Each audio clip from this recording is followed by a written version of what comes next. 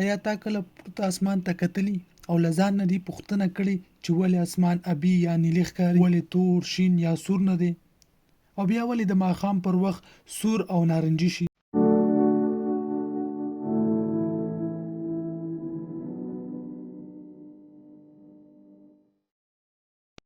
دا یوه جالبه پوښتنه ده چې ډېر خلک یې په ځواب نه پوهېږي.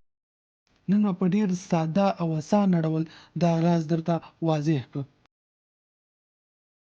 موږ ته د لمر رڼا سپینه ښکاري، خو په حقیقت کې د لمر رڼا یوازې سپینه نه ده، دا د 7 مختلفو رنګونو څخه جوړه شوې ده، لکه سور، نارنجي، زیړ، شین، ابي، نیلي او بنفش. همدا هغه رنګونه دي چې موږ یې کله کله د باران وروسته په رینبو یا قوس په بڼه وینو. کله چې د لمر رڼا ځمکې فضا ته داخليږي، نو دا رڼا له هوا له کوچنیو ذراتو لکه دوړو، اوبو، غازونو سره ټکر کوي.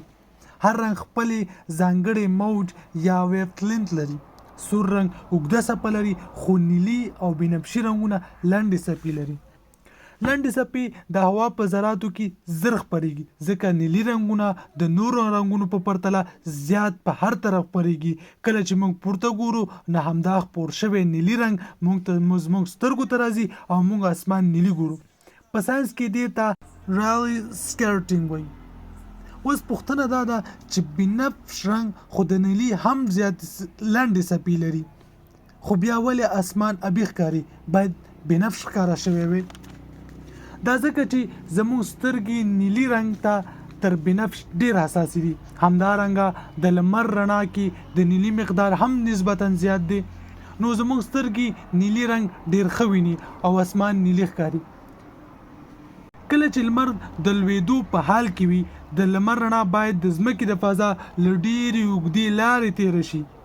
په دې اوږده لار کې نیلي رنګونه زیات خپریږي او له منځه ځي، خو سور، نارنجي او زیړ رنګونه چې اوږدې څپې لري پاتې کېږي. همدا وجه ده چې ماښام او سهار پر وخت اسمان سور، نارنجي او طلایي ښکاري. یو بل جالب حقیقت دا دی چې سپوږمۍ کې اسمان نیلي نه ښکاري، هلته اسمان تل تور ښکاري، حتی که لمر روښانه هم وي.